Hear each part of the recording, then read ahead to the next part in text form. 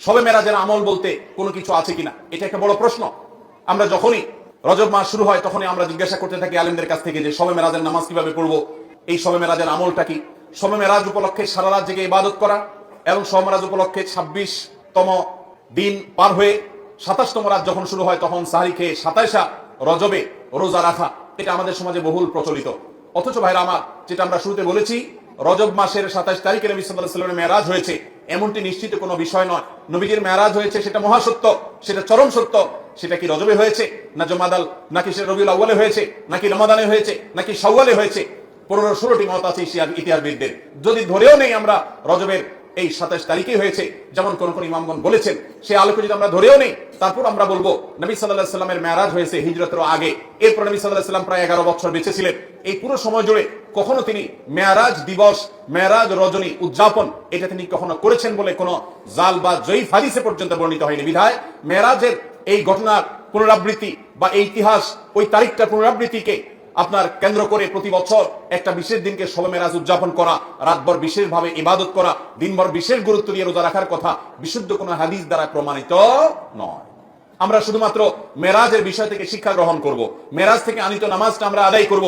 এর বাইরে এই তারিখকে কেন্দ্র করে রাতভর ইবাদত আপনি অন্য সময় করতে চাইলে এই মাসেও করেন, এই রাতেও করেন, অন্য সময় নফল নামাজ পড়েন, আপনি এই দিনে নফল নামাজ পড়েন, নিষেধ নেই। কিন্তু মেরাজকে কেন্দ্র করে কোনো নামাজ, মেরাজকে কেন্দ্র করে কোনো রোজা, এটা কোন বিশুদ্ধ হাদিস দ্বারা বর্ণিত হয় নাই।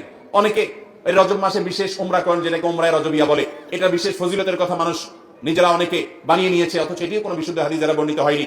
অনেকে 27 রজবে সালাতুল রাগায়েব নামে বিশেষ প্রক্রিয়া, বিশেষ নামাজ পড়ে, এটাও কোনো হাদিস দ্বারা বর্ণিত হয় নাই। আল্লাহ কোরআনে বলেছেন, মা আতাকুমুর রাসূলু ফাখুযু ওয়া মা নাহাকুম আনহু ফান্তাহু, তোমাদেরকে রাসূল যা দিয়েছেন সেটা আঁকড়ে ধরো, যা নিষেধ করেছেন সেটা থেকে তোমরা বেঁচে থাকো। মন গড়া কোনো আমল করলে সওয়াব তো হবেই না, উল্টা বরং গুনাহ হবে। আমাদের সমাজে অনেক মানুষ আছেন যারা আজকাল এই সমস্ত কথা শুনলে বলেন যে এটা নাই সেটা নাই, কিছু লোক বাইরে হয়েছে, এটা নাই সেটা নাই শুধু বলে।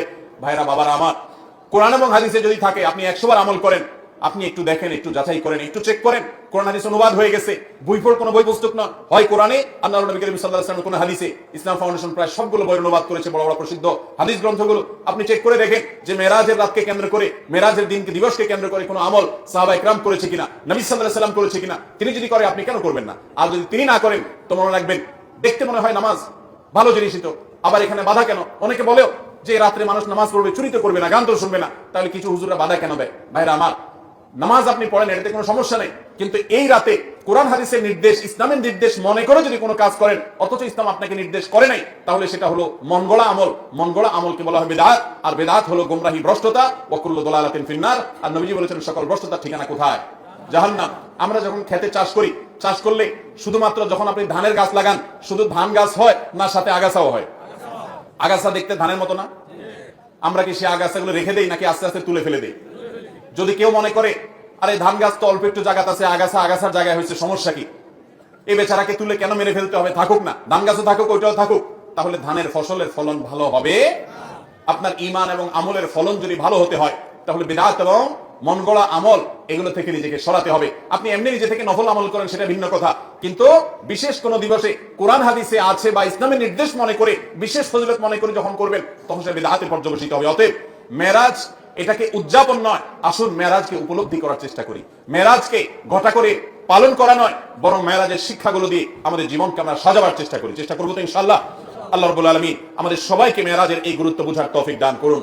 এই মেরাজের অন্যতম বড় শিক্ষা হলো আমাদের প্রিয় নবী সাল্লাল্লাহু আলাইহি ওয়াসাল্লামের মর্যাদা কত বেশি। এই মেরাজ থেকে আমরা উপলব্ধি করার সুযোগ পাই, কারণ তিনি তার হাবিবকে ডেকে নিয়ে গেছেন এবং অন্য নবীদের সাথে সাক্ষাৎ করিয়েছেন, নবী এবং রাসূলদের ইমামতি করিয়েছেন। এতগুলো বিষয় দিয়ে আল্লাহ তাআলা প্রমাণ করেছেন তার হাবিবের মর্যাদা কত বেশি। সেই সাথে মসজিদে আকসা এবং বাইতুল মাকদিসের যে মর্যাদা অনেক বেশি, সেটাও কিন্তু এই মেরাজের ঘটনা থেকে বোঝা যায় যে আল্লাহর হাবিবকে আল্লাহ তাআলা সেখানে প্রথমে নিয়ে গেছেন এবং বলেছেন কোরআনে যে তার চতুর্পাশে আল্লাহ তাআলা বারাকা দিয়েছেন। অতএব আমরা মেরাজের এই সকল শিক্ষাগুলো আমরা অর্জন করার চেষ্টা করবো তো ইনশাআল্লাহ। এই শিক্ষাগুলো ধারণ করবো তো আমরা ইনশাআল্লাহ। আল্লাহ আমাদেরকে তৌফিক দান করুন। মোহতারাম হাজরিন, মসজিদে আকসায় যদি কেউ 1 রাকাত সালাত আদায় করে, বিভিন্ন রকম বর্ণনা আছে, কোন কোন বর্ণনা আছে আল্লাহ রাব্বুল আলামিন তাকে 500 রাকাত নামাজের সওয়াব দান করবেন। বহু নবী রাসূলগণ যে মসজিদের ইমাম ছিলেন, মুয়াজ্জিন ছিলেন, মুক্তাদি ছিলেন, সেই মসজিদে আল্লাহ রাব্বুল আলামিন জীবন মৃত্যুর আগে আমাদেরকে একবার হলেও যাওয়ার তৌফিক দান করুন। অভিশপ্ত ইহুদিদের হাত থেকে দখল মুক্ত করে এই মসজিদকে মুসলমানদের অধীনে এনে মুসলমানদেরকে গোটা পৃথিবী থেকে যাওয়ার তৌফিক আল্লাহ তাআলা দান করুন। সবার চেষ্টা করবো তো ইনশাআল্লাহ।